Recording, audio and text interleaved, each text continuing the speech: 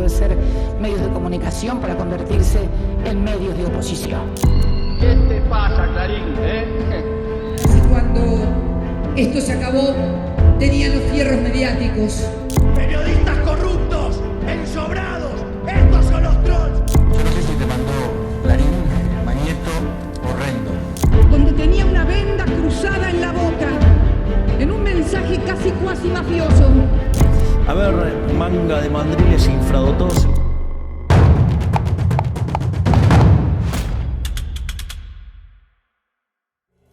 Porteño, del barrio de Floresta, hincha de River, gran ajedrecista y boxeador amateur. Se recibió de abogado, pero decidió ser periodista para luego convertirse en uno de los principales empresarios de medios de la historia argentina. Creador de radios y canales de TV, líderes de audiencia y del portal de noticias en español más leído del mundo. Hoy, en el debut de Mandriles, Daniel Haddad. Daniel, ¿te acordás tu primera relación con los medios? Me refiero a qué diarios, revistas, radios, televisión se veían, se consumían en tu casa familiar de la calle Portela en Floresta. Bueno, mi viejo era un tipo muy simple, pero lector de diarios de papel. Bueno, que eran los únicos diarios que había en esa época. Y leía Clarín. Durante un tiempo, en algún momento cambió por La Nación, pero principalmente era Clarín. Y en radios, me acuerdo, Radio Rivadavia, era una radio que estaba prendida todo el día en mi casa. Y de la tele, los recuerdos, tal vez el primer recuerdo había algo que se llamaba el Reportereso, creo que iba a las 11 de la noche. Y creo que era eso era todo. ¿Y vos le robabas el diario? ¿Te interesaba? No, medio que me obligaba el viejo a leer el diario. Obviamente empezaba por atrás, empezaba por deportes, ¿no? Seguía todas las cosas de River. Ya en la época del secundario te diría que ya no vivía en Portela, vivía en los monoblocks de frente a la estación Floresta, en Joaquín B. González y Venancio Flores. Ahí un tío mío, que era ingeniero de YPF, tenía la costumbre de escuchar radios onda corta. ¿Mm?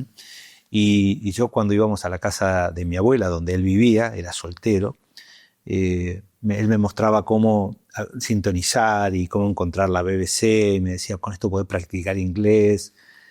Y un día me regaló, cuando tendría, ponerle 14 años, una radio de onda corta. Creo que se llamaba Noblex Siete Mares. Claro, sí, la Siete Mares, era famosa. Y ahí empecé a escuchar cosas como Radio Nederland. Entonces yo al otro día iba al colegio y decía, che, está desapareciendo gente en la Argentina. Mirá. Y me decían, no, eso es parte de la campaña anti-argentina. Y bueno, yo empecé a escuchar otras voces ahí y escuchaba, después la usé mucho en la Guerra de Malvinas, que ahí ya no vivíamos en Joaquín B. González y Venancio Flores, sino en Curapaligue y Pedro Goyena, en Caballito. Era una casa muy humilde, que tendrías clase media baja. Clase media baja. Clase media baja. La primera, sobre todo, la de Portela, que la fui a ver hace unos años. Sí. Es un departamento en una casa tipo pasillo, que tenía 7 departamentos, 5 en la planta baja, 1 dando la vuelta a la escalera y otro arriba. Entrabas a un patio, y tenía una cocinita muy chiquita y dos piecitas. En esa época yo no decía cuarto, decía piezas. Pieza. Me imagino pasabas mucho tiempo en la calle, una vida. ¿Cómo era esa vida en esa época? ¿Pasabas mucho tiempo jugar a la pelota en la vereda? ¿Futbolista eras bueno o no? No, pero jugaba.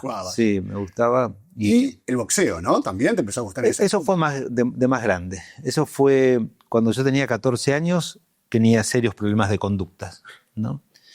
Y mi viejo me dijo, tenés que canalizar esta, vos tenés una energía.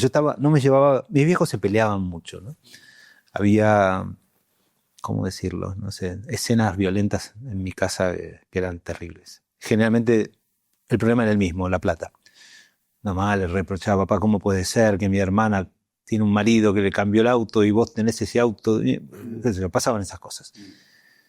Y mi enojo no lo podía canalizar con mamá o con papá, y creo que lo canalizaba en la calle. Entonces todos los días había una citación al colegio, su hijo se peleó en el recreo, su hijo se peleó a la salida del colegio. Y mi hijo me dice, si te gusta pelearte, andate a aprender boxeo. Y lo único gratuito era la federación. ahí en Castro Barros. Y empecé a boxear a los 14 años, sí. Tremendo.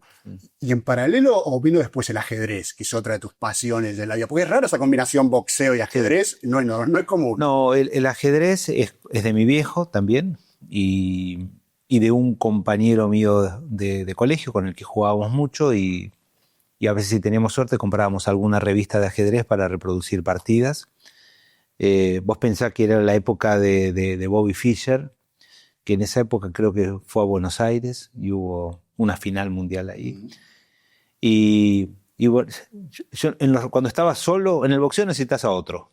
Con el ajedrez podés imaginar la ida y la vuelta, ¿no? El ajedrez creo que fue una enseñanza de vida maravillosa, ¿no? ¿Viste? Que hay reglas. ¿Viste? Jugás en un tablero determinado con 64 casillas. Tenés tantas cantidades de piezas, 8 peones, 2 caballos, no cambia, ¿no? 2 alfiles, 2 torres, el rey y la reina. ¿Crees que las dos te sirvieron a lo largo de la vida? El boxeo y el ajedrez, a veces te sirvió más ser un boxeador, a veces te sirvió más ser un ajedrecista para ir progresando en la vida. Yo creo que son útiles los dos. A ver, hoy puedo seguir jugando al ajedrez, hoy no puedo boxear con nadie, tengo el manguito rotador que si tuviese que pelear me tengo que poner un buen golpe rápido. No, y ya no me peleo más, ¿no? El boxeo te enseña también a que no gana el que pega más fuerte, sino el que controla la distancia, ¿no? El boxeo, si un boxeador es bueno, lo más probable es que espere agotar al otro, a cansarlo. Las dos tienen estrategia. El ajedrez, además, a mí me ayudaba a estimular, me parece, mentalmente. Yo creo que debería ser obligatorio en los colegios el ajedrez, ¿no? Porque te obliga a pensar antes. En el ajedrez puedes hacer lo que quieras, respetando las reglas. Lo que no puedes es evitar las consecuencias. Entonces, vos podés sacar la dama rápido. Bueno, prepárate para eso. Prepárate. Y más allá de esas peleas que tenías en el colegio, ¿eras un alumno? ¿Con las materias te iba bien o...? Del medio. Del medio, Sí. Me llevaba siempre lo mismo. Me llevaba matemática, me llevaba actividades prácticas. Matemática me la llevé creo que todos los años. Tremendo. Creo que ahí no me echo la culpa a mí. Me da la sensación que muchas veces en los colegios nuestros no hay buenos tipos enseñando matemática. Pero bueno, es una forma de quitarme una responsabilidad. Y decidís ser abogado. ¿Cómo es que decidís estudiar abogacía cuando terminaste en el secundario? Bueno, yo quería estudiar ciencias políticas. Me gustaba, yo tenía cierta vocación política. Me gustaba hablar. O sea, podría haber sido cura o político. Y me tocó cuando terminamos quinto año ser el que dio el discurso de despedida por los 2 quintos que tenía el colegio, ¿no? Y un día, cuando volví del viaje de egresados, le dije a mi viejo que iba a estudiar ciencias políticas y fue la primera de 2 veces en la vida que me dijo, pero te vas a cagar de hambre. Tenés que estudiar Derecho, que es lo mismo, me dijo. No. Y estudié Derecho. Y cuando estaba en 4º año de la facultad, un día apliqué a una pequeña beca chiquita, scholarship, que la sigue dando hoy la Fundación Universitaria Río de la Plata, la FURB, para ir a conocer el sistema político americano, y ahí descubrí un diario. Descubrí el Boston Globe y viste, cuando sentís... Hay cosas que se pueden explicar y cosas que no se pueden explicar. Lo que sentí ese día no tengo forma de explicarlo, pero aún hoy lo recuerdo. Y volví y hablé con mi viejo. Mi viejo era mi confesor, ¿no? Tenía una relación excelente, por eso quizás es el tipo que extraño hoy en la vida, a pesar de que pasaron ya 8 años. Y le dije, papá, creo que encontré lo que me gusta. Y me dijo, pero te vas a cagar de hambre. Terminá de estudiar Derecho y después ves.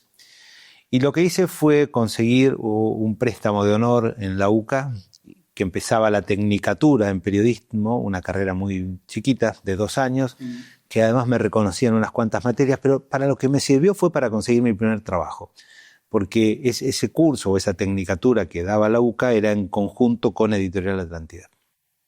Entonces, cada semana vos podías ir a hacer una práctica, elegían 4 para ir, uno al gráfico, otro para ti, otro a gente y otro a Somos.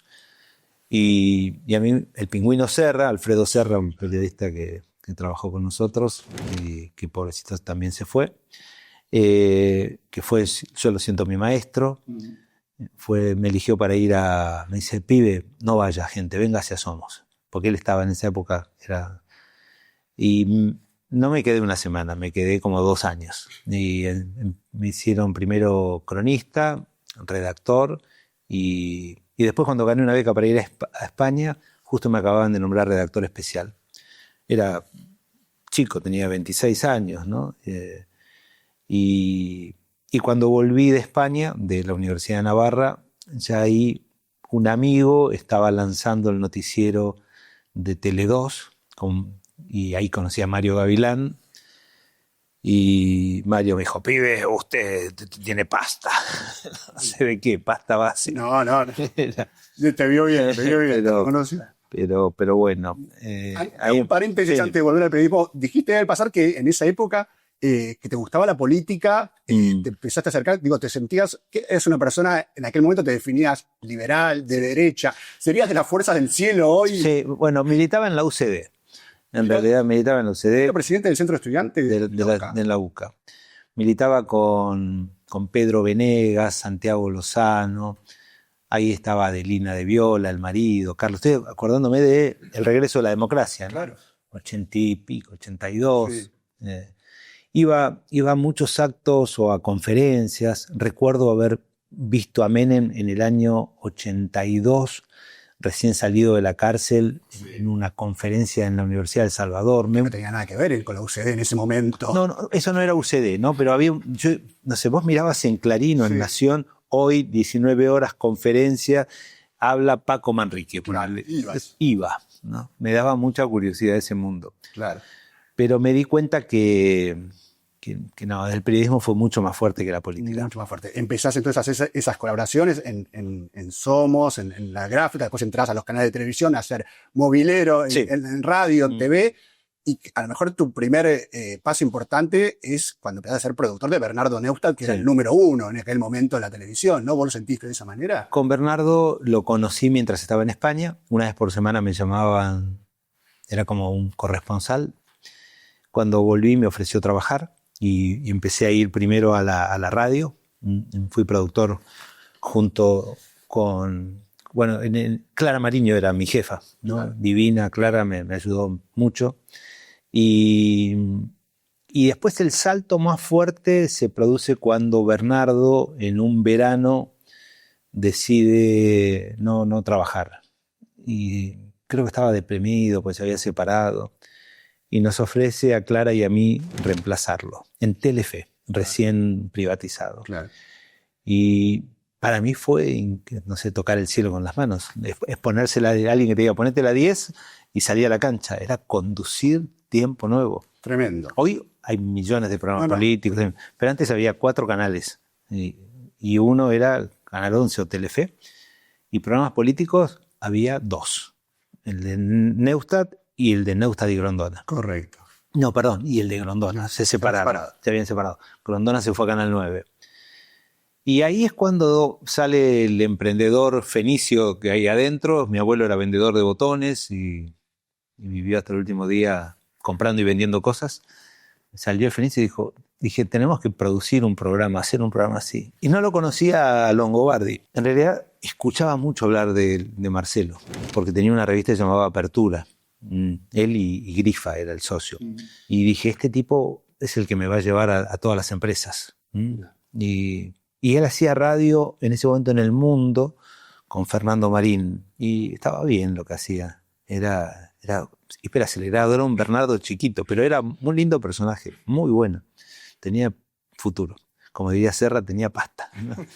Y lo fui a ver a una oficina que ya tenía oficina. Claro. Yo paraba en el Florida Garden, ¿no? Claro. con un grupo de amigos del margen, ¿no? Con Jorge Teller. Bueno, había gente, Juan Pablo Lolé, Jorge Tellerman. Yo iba y escuchaba, era el más chico.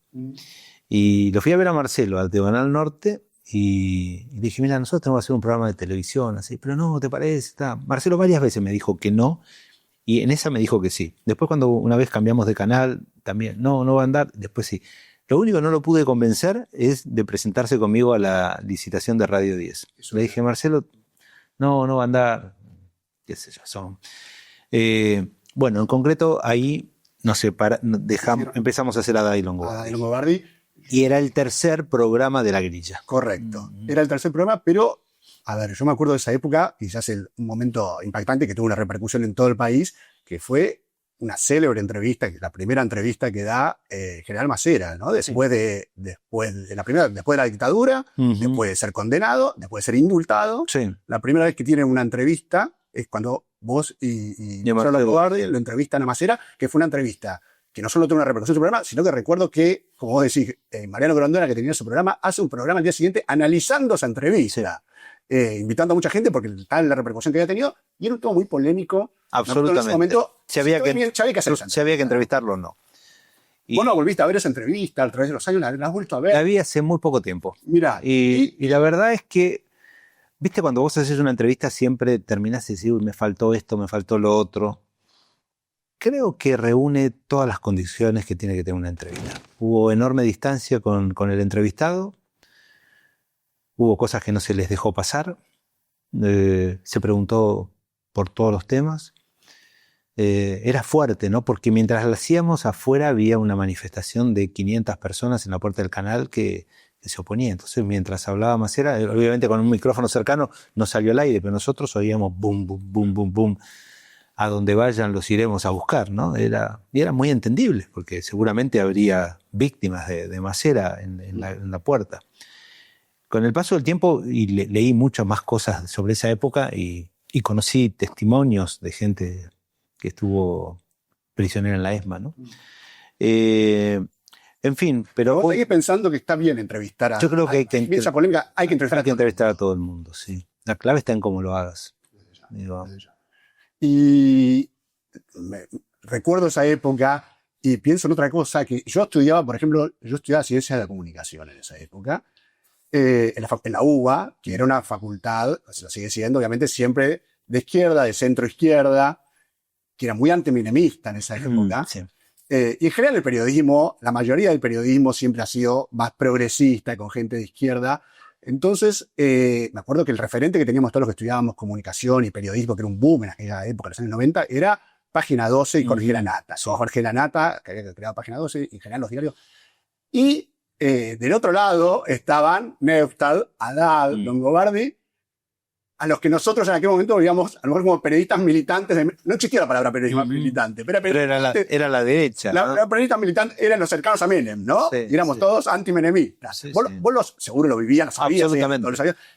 Te molestaba estar, que te pongan en ese lugar, no ser parte de lo que era la mayoría del periodismo. Yo nunca formé parte de la corpo, pongámoslo así, nunca. Hoy tengo muy buena relación con mis colegas. Pero me costó mucho llegar a eso, ¿no? Y ¿te molestaba? ¿No te molestaba? Decía, yo estoy haciendo mi camino y no me importa. Mira, una vez lo reemplacé también a Mariano Grondona. Y no sé qué revista, si Pronto, alguna revista del espectáculo que se vendía ni mucho, me hizo una crítica, como diciendo el programa era aburridísimo. Y era muy probable. Yo creo que hice 4 programas de Grondona. Me había pagado $100 por cada programa. Jamás, años 90. Y un señor, Mariano. Entonces yo sabía que iba a salir la revista y a las 2 de la mañana me levanté y fui a la calle Corrientes, la compré y vi la crítica y me amargó el fin de semana. Entonces al lunes siguiente, porque la revista salía el fin de semana, lo fui a ver a Mariano y dije, Mariano, le pido disculpas, yo hice lo mejor posible. Me dice, pero a mí me gustó lo que usted hizo, nunca me trató de vos, ¿no? Lo que usted hizo estuvo muy bien. Digo, pero no mire esto. Dijo, ni lo lea. Me dice, los ingleses, que son los más sabios de Occidente, dijo, tienen una frase que es never explain, never complain. Nunca explique, pero tampoco nunca se queje. Y vos sabés que esa frase me marcó a fuego hasta hoy. Yo he recibido artículos en algunos medios muy duros contra mi persona, contra mi parte profesional. Algunos se han metido hasta con mi vida privada. Y jamás, y te lo puedo asegurar, usé un medio mío ni ajeno para contestar una crítica o algo que sé que es mentira y que me dice, pero ¿por qué no lo aclarás? Porque creo que las cosas se aclaran a la gente que a mí me importa que lo sepa. Entonces no me molesta, me acostumbré a eso, ¿no? Creo que sí, endurecí la piel. La historia de Radio 10 es fascinante para mí, ¿no? Sí, porque nadie quería una AM. Las AM estaban muertas. Y la primera licitación, el primer llamado a privatización de Radio Ciudad, se llamaba en esa época, que cambiaba de dial y dejaban una frecuencia para una nueva radio, quedó desierto. En el segundo llamado que hace el gobierno, nos presentamos 2 grupos. Uno que era un señor que se llamaba Dapiche, que hacía periodismo rural de campo, junto con Osvaldo Granado, y en otra que estaba el doctor Salvi, que era el juez que había metido preso a Macera, Marcelo Tinelli y yo. Y ganamos por proyecto cultural y proyecto de inversión. Yo no sabía lo que era, no sé, ver una campaña, pero desde cuando gané la licitación empezó una campaña feroz. ¿Cómo privatizan esa radio? La verdad no la quería nadie. Y bueno, qué sé yo, así que a las críticas me acostumbré. Perfecto. Y ahí, justo ahí te quería preguntar, porque digo, vos pasaste entonces de ser un periodista que le iba bien, que había tenido una carrera ascendente y que era elogiado, a partir de ese momento pasaste a ser un empresario de medios. Sí. Es un salto que da muy pocos periodistas logran hacer. Entonces, ahí quería consultarte un poco las 2 condiciones que hay que tener. Por un lado, ¿por qué sentiste vos que querías ser un empresario? Estaba tu parte emprendedora, fenicia, como decías recién, seguramente, y querías tener tus propios medios. Y por otro lado, bueno, hace falta recursos para poder hacer eso. ¿Cómo? Yo te diría que nació del miedo. A mí cada fin de año, cuando tenía que renovar el contrato con Radio América, o con Aspen, o con Canal 2, era una angustia terrible. Tenía miedo a estar desocupado. A quedarme. Yo había estado desocupado cuando Tele2 quiebra y estuve 3 meses sin trabajo en el 89 con hiperinflación, ¿no? Yo o sea, entiendo la problemática social de todas formas, ¿no? Por lo que vi cuando era chico, por lo que me tocó a mí. Entonces yo no quería volver a pasar eso mismo, a depender de la buena voluntad de alguien que me contrate o no. Entonces, cuando se me ocurre esa idea, fui a ver primero a 2 personas. Primero lo fui a ver a Tinelli y me dijo, dale, pero a mí la M no me interesa. Yo quiero la FM, porque él alquilaba en aquel momento Radio 1, que era la 103.1. Y el otro era Marcelo Longobardi, que con Marcelo yo me sentía un tipo con el que podía hacer cosas. Y me dijo, no, eso, condenado al fracaso. Digo, Marce, pero hagámoslo juntos. No, déjame, si a mí me está yendo bárbaro. Digo, tenés razón, pero tal vez nos va mejor. Bueno, haz lo que quieras. Y la verdad que si alguna vez en el medio entre que la adjudicaron y pude tomar posesión de la red, decía, cuánta razón tuvo Marcelo, porque era insoportable. Y Radio 10 fue maravilloso porque yo armé la Armada Brancaleone. Ninguno de los buenos quería venir a trabajar conmigo. Estaba Mitre, estaba Continental, estaba Rivadavia. Y un día diseñamos un círculo, yo tenía en esa época, no sé cómo se llama, unas maderas con papeles que ibas pasando para atrás, bueno, y dibujaba con un marcador, y decía, bueno, dibujemos así, un círculo, ¿no? Y de acá para abajo, desde acá hasta abajo es clase media baja, de acá es clase media alta, de acá para acá es centro derecha, de acá para acá es centro izquierda. Es decir, si nosotros logramos de acá hasta acá y hasta acá, tenemos el 25% del share. Y Mitre, Continental y Rivadavia peleaban todos los meses 20-21. Y pusimos en marcha la radio y a los 18 meses teníamos 25 de share. Y llegamos a tener 50. En la época del campo. Nosotros, en la protesta del campo, Radio 10 tuvo una postura muy abierta, abrió el micrófono y había mucha gente a favor del campo y mucha gente en contra del campo y hablaban todos. Y ¿qué te quiero decir con esto? Que ahí empieza una etapa distinta mía. En el primer año o en los primeros 2 años yo conduje la mañana y en el medio me aparece una empresa americana muy grande que se llama Emis Corporation, que era la 6ª cadena de radios en Estados Unidos, y me hace una oferta por el 75% de las 2 radios y que yo me quede con la conducción de la misma. Y ahí bueno, ahí se me ocurre la segunda radio, que es Mega. Otro éxito tremendo. En 3 meses de 0 a primera, ¿no? Eso surge medio también de casualidad, ¿viste? ¿Cuál es la fórmula, Daniel? Porque, a ver, crear medios de la nada, y que se conviertan en primeros. Radio 10, La Mega.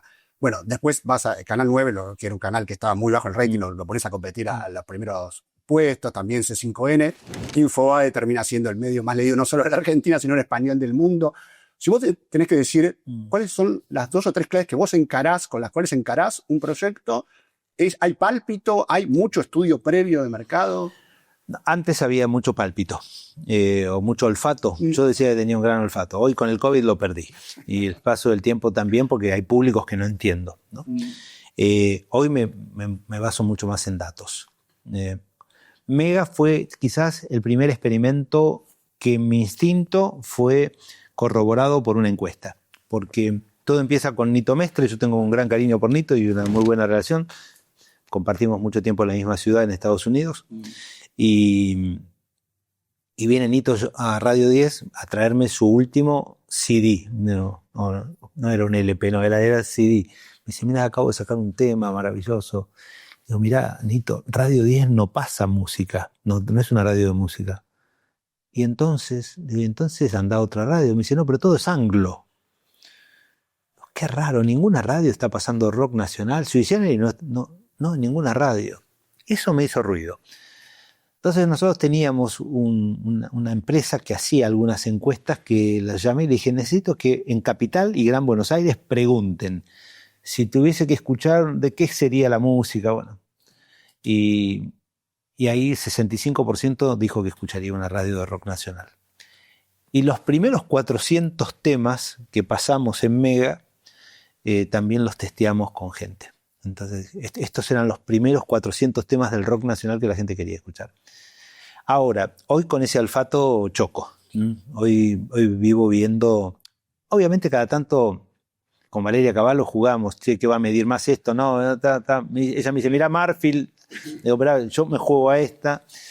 Y algo del olfato todavía queda, pero menos. Daniel, ser empresario de medios también te ubica en una situación en la que tenés que tener relación con los gobiernos, porque hay licencias ahí, licencias de radio, de TV, que hay que negociar. Te pone una posición diferente.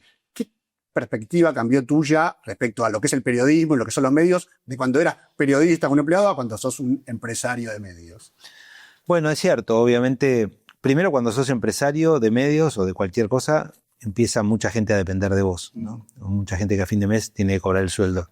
Y el salario anual complementario y pagarle las cargas sociales y tener un edificio donde se pueda trabajar de manera digna. Entonces, ya cuando tenés un problema, a veces no es un problema para vos, sino es para 200 personas, 300, 400. Yo llegué a tener 1.500 personas trabajando conmigo. En la época de Canal 9, sumado a las 5 radios e Infobae. Entonces, obviamente a veces tenés que sentarte con el Estado y negociar una frecuencia. Y los tipos dicen, bueno, pero usted está... Y a veces prometés cosas y después no las cumplís. Puede pasar eso.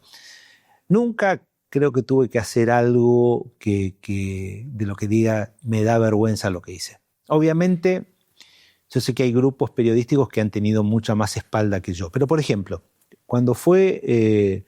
el gobierno, creo que fue el segundo gobierno de Cristina, sí, el segundo gobierno de Cristina, donde a mí me pedían la cabeza de 2 periodistas.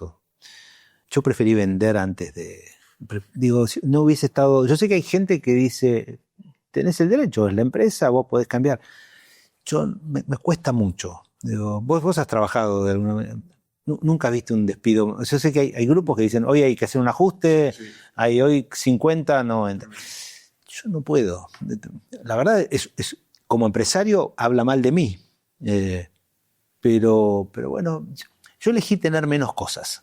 Me ha ido muy bien la vida, pero no tengo un banco, no tengo una telefónica, no tengo una empresa de energía eléctrica, no soy socio de alguien que contrabandea tabaco. Por suerte, digo, no digo que esté mal tener un banco, telefónicas, internet, empresas de energía eléctrica, casinos. Yo me dediqué a los medios, digo, 1000 veces me ofrecieron negocios de otro tipo y la verdad es que obviamente los medios no son un gran negocio y en estos tiempos se van a transformar cada vez más en un negocio más complicado. Que eso requiere tal vez una explicación aparte, pero está pasando, hay una transformación enorme. Déjame que te consulte sobre una cosa, por favor. Que en general no se habla en los medios y que yo creo que ahora Milei hábilmente lo ha tirado sobre la mesa y de manera muy insultante muchas veces, pero es el tema de la pauta, que es medio único en el mundo. Vos conocés el mundo de los medios y este nivel de pautas publicitarias tan grandes que hay en Argentina, no solo a nivel nacional, sino provincial, municipal. Pero hay también en el resto del mundo. Y no los países desarrollados más grandes, sí en América Latina. No, pero Estados Unidos tiene pauta oficial. Pero no a los niveles de Argentina. Hay muchos medios que se sostengan solamente de esa pauta. No, eso no. Pero ¿cuál es la diferencia? Es que hay una metodología para adjudicarla. En Estados Unidos se mira, creo que se llama Auditron, si no me equivoco la compañía, y las radios respiran cada 2 años. Las radios, que es un mal negocio hoy en Estados Unidos, y respiran cuando viene este aviso, ha sido patrocinado por el comité de campaña del Partido Demócrata, un PAC, respiran porque hay plata vinculada al Estado o a la política. Pero no hay publicidad de los municipios, de los estados provinciales. Bueno, el Estado de la Florida publica... muy poquita. Es poquito. Poquito. Comparado con la Argentina, el nivel de la Argentina ha sido enorme, ¿no? México es más grande. ¿Sí? México, no te imaginas, el dinero estatal es muy fuerte. Bueno, sí, los medios... Y en España también. Exacto. En España también. Yo creo que no somos los más pecadores, entre comillas. Sí. Yo creo que además el Estado hay cosas que las tiene que comunicar. Esto de que... Eso, por supuesto, hay campañas de bien público, de salud, que son de vacunación, de prevención. Pero sabemos que va mucho más allá la obviamente oficial, que las cosas esenciales de salud y educación. Sí, es cierto. Y ¿ha sido bueno eso para el sistema de medios en la Argentina? Bueno, si contamina, el contenido está mal.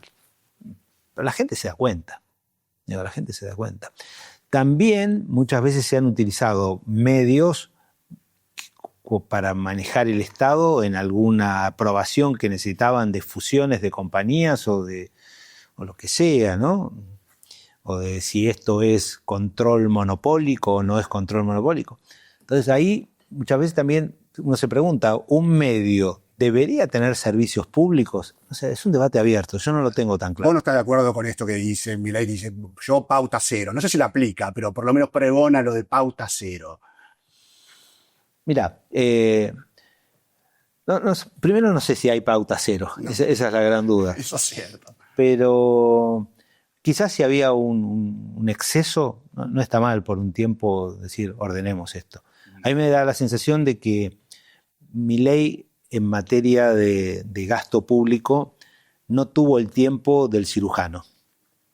Pero contrató 3 hacheros y dijo, está. Y de repente dice, ¿viste? Déficit fiscal cero. Sí, pero bueno, también hay que reconocer que no, el tiempo del cirujano requiere una preparación y todo eso. Quizás la segunda parte de su gobierno sea un poco más, en ese sentido, más ordenada. La época más difícil que viviste como empresario de medios, bueno, la nombraste recién al pasar, fue allí en el año 2011, 2012, cuando... Pasaban cosas. Y tuviste una presión brutal. Digo, esto hay que recordarlo. No sé, yo sé que a vos tanto no te gusta hablarlo, pero hay que recordarlo, ¿no? Vos viviste, era Cristina Fernández de Kirchner la presidenta, y una presión brutal para que vendas tus medios.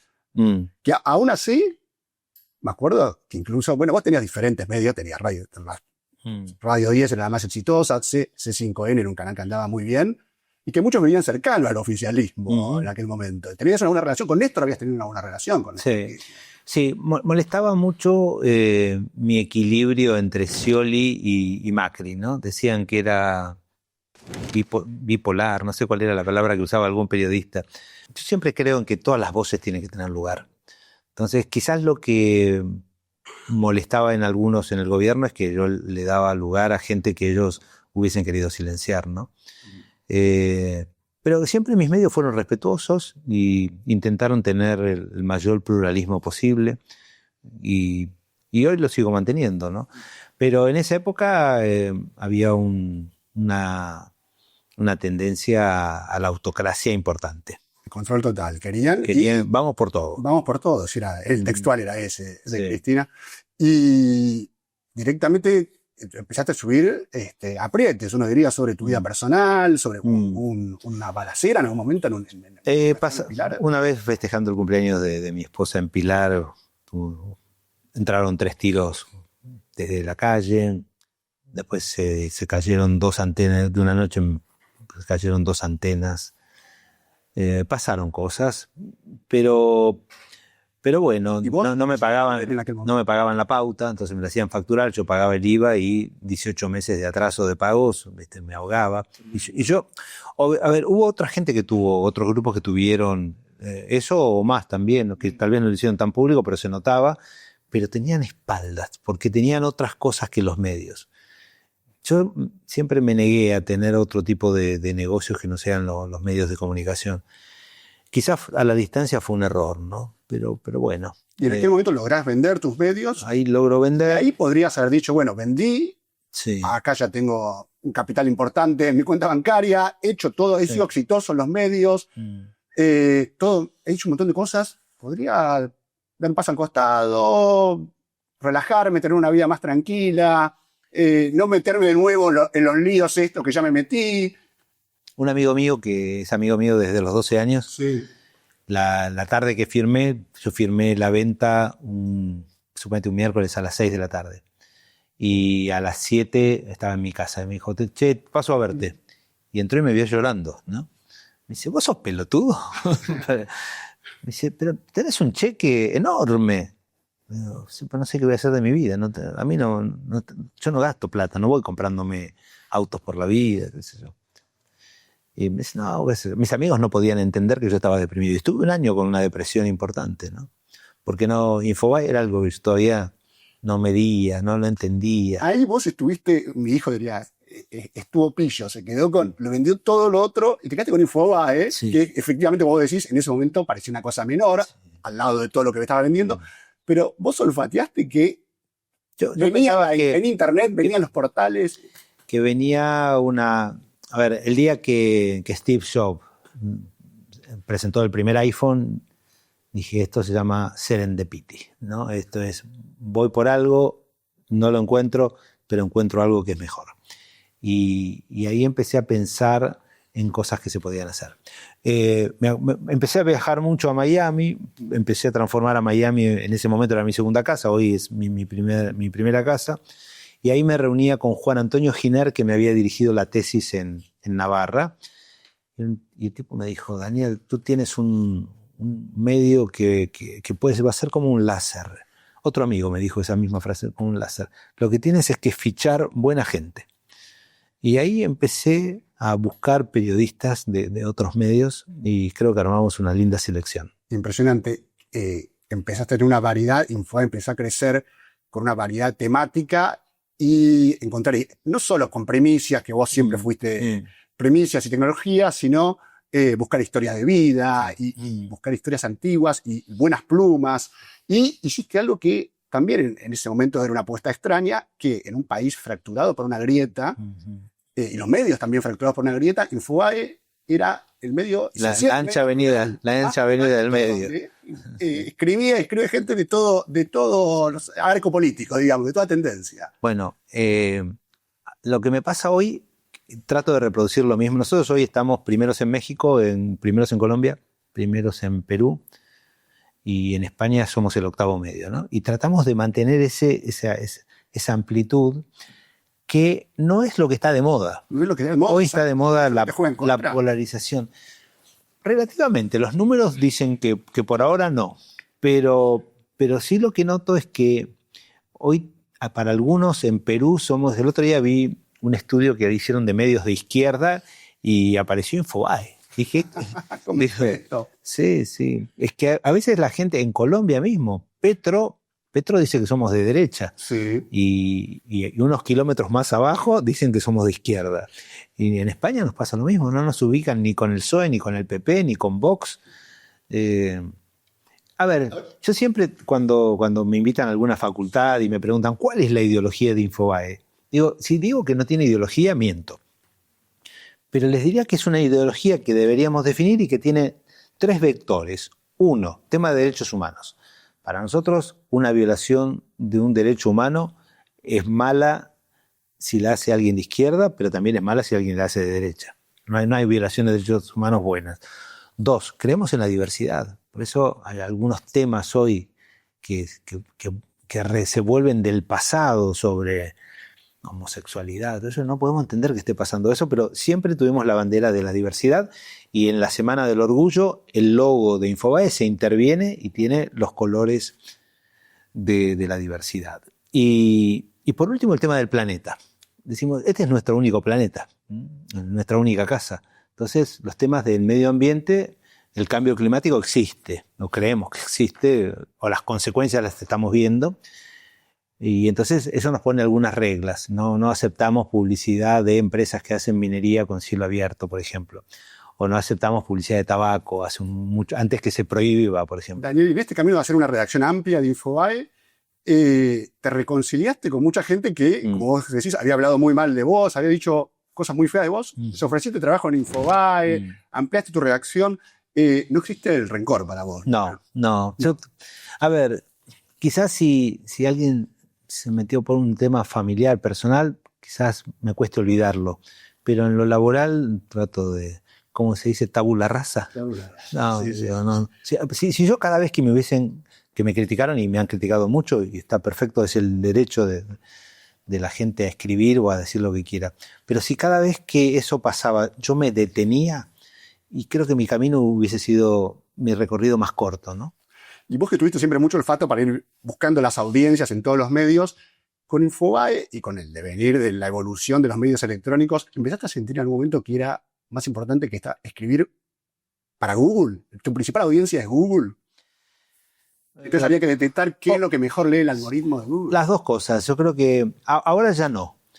Con inteligencia artificial. Ahora vamos a ir a eso. Esa es la última etapa del camino, ¿no? Porque nosotros siempre tuvimos contenido premium y contenido pensando en Discovery, que es el que más va.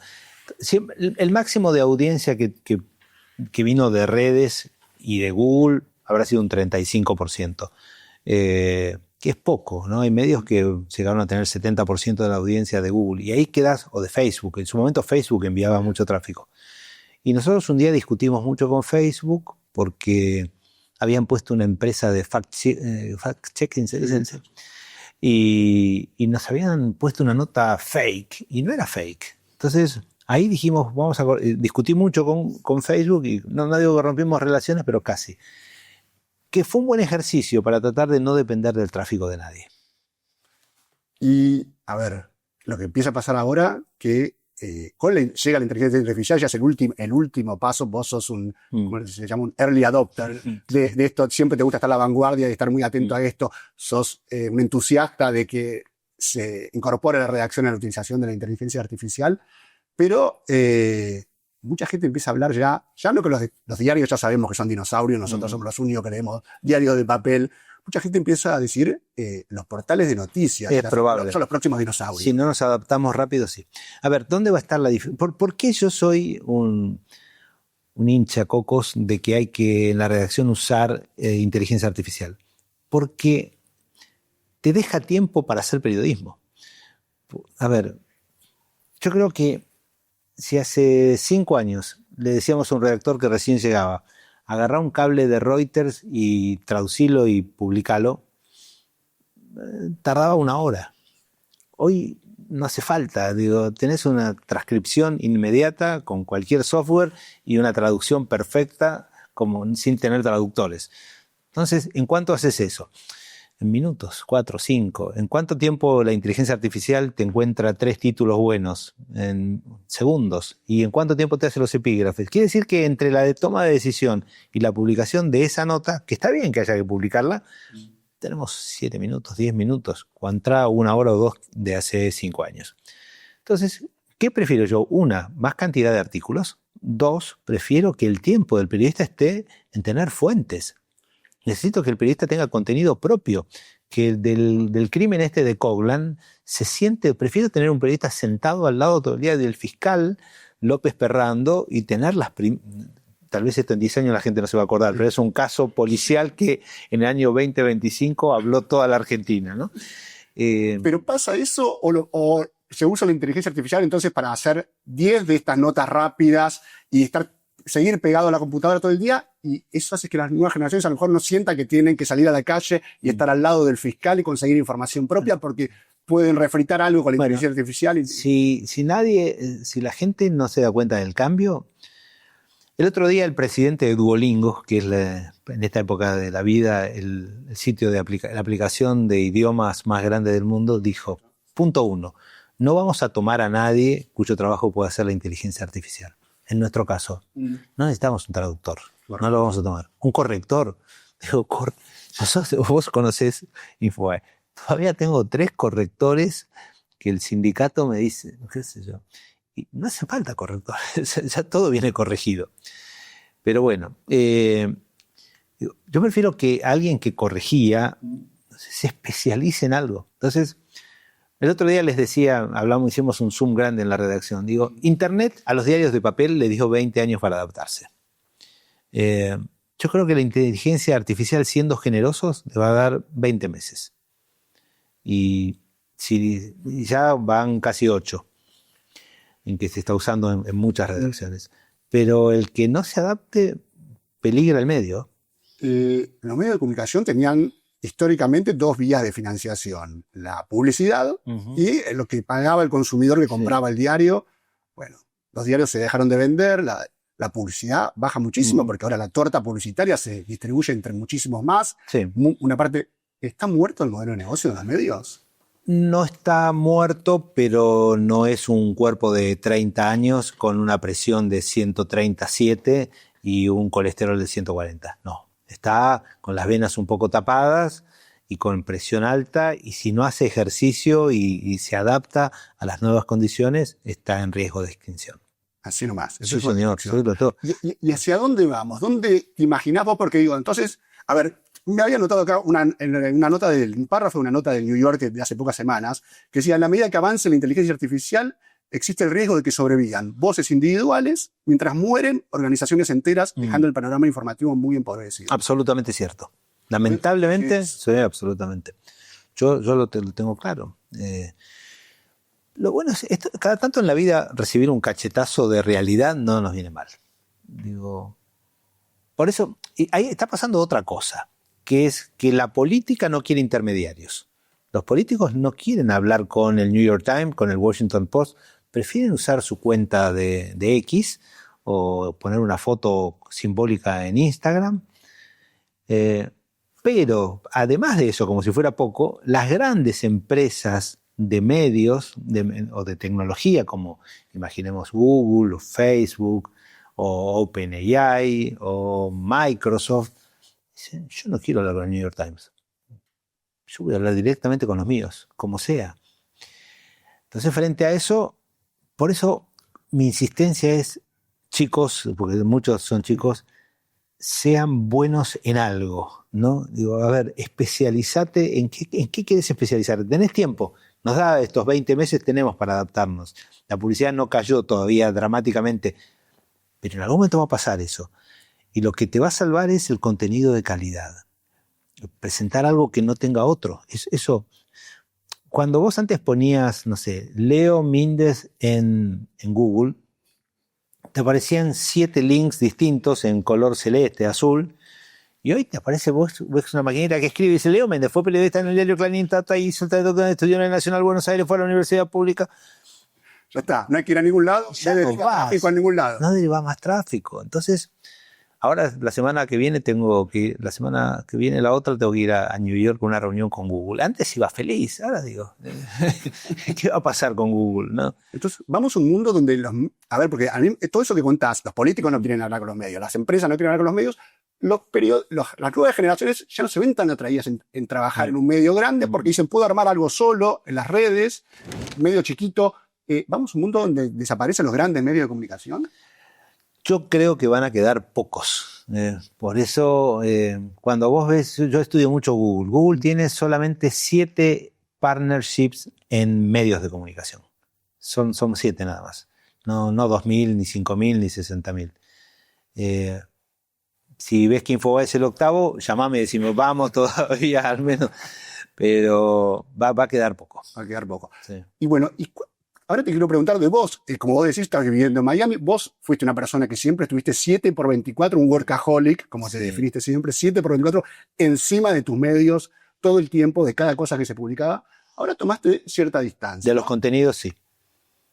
¿Cómo te ves en este momento? ¿Cuál es tu relación con Infobae? No, hoy estoy, periodismo? no 7x24, pero yo todos los días me levanto, armé un equipo, no sé si te conté, empezamos con inteligencia artificial al mismo tiempo que ChatGPT, muy chiquito, con poco presupuesto, pero el Script News lo pusimos en marcha en el 2024. Y el nuevo, que se llama Autonomous, que maneja 8 agentes, ya son 10 agentes distintos de inteligencia artificial generativa, lo pusimos en marcha hace un mes. Entonces, el grupo de ingenieros que trabaja conmigo saben que yo soy un tipo abogado, que no soy programador. Entonces, antes de irse de la oficina me hacen un resumen con todo lo que pasó en el día. Entonces, lo primero que yo leo ahora yo leo el New York Times de papel, ¿no? Y el Wall Street Journal es lo primero que leo. Cuando estoy acá leo Clarín, Nación, Cronista. Pero ahora lo primero que leo es el informe que me dejan. Ayer avanzamos en esto, hemos encontrado una nueva voz. Voces le llamamos a... Imagínate que nos gusta mucho tu estilo de escritura. Y bueno, entonces leemos todo lo que vos escribiste a lo largo de tu historia y el sistema escribe como vos. Da mucho miedo eso, ¿no? Sí, peor pasa con las voces. No tengo más trabajo. Si el sistema escribe como yo, ya está, estoy frito. El problema es que en algún momento va a pensar como vos. Se acabó. ¿Qué siento de este tema? Y salimos de nuestro micromundo. Sí. No escucho a ningún político anunciar la desocupación que va a venir. Digo, la historia, si hacemos una línea de tiempo, me olvido por un ratito de Gutenberg y empiezo directamente en la Revolución Industrial. En la Revolución Industrial, cuando aparecieron los telares que sustituían a gente que individualmente tejía en su casa, apareció un señor que se llamaba John Ludd, de ahí viene el ludismo, que se dedicaba a incendiar telares, a quemar todo. Entonces fue tan fuerte ese movimiento en Gran Bretaña que tuvieron que poner pena de muerte para los que rompían telares. Y los ingleses, con su grado de efectividad, lograron colgar en la horca a 60. Y John Ludd se rindió y dijo, yo me voy. Y terminó en algún lugar del África. ¿Qué te ves haciendo los próximos años? ¿Cuáles son tus planes para los próximos años? No lo sé. Infobae va a seguir existiendo. ¿Lo querés vender? ¿Tú oferta para vender en algún momento? Si hubiese querido venderlo y muy bien, en la pandemia, un medio norteamericano ofreció un cheque de esos que me temblaron las rodillas. No, y dije no. ¿Todavía no? No, pero tampoco vendería. Tampoco vendería. Yo necesito trabajar. Te juro, Leo, no sé hacer otra cosa. El manguito rotador lo tengo roto, con lo cual no puedo jugar al tenis, no puedo boxear. Ya me siento bastante inhabilitado con eso. Cuando corro, tengo la L4 y la L5 que se tocan.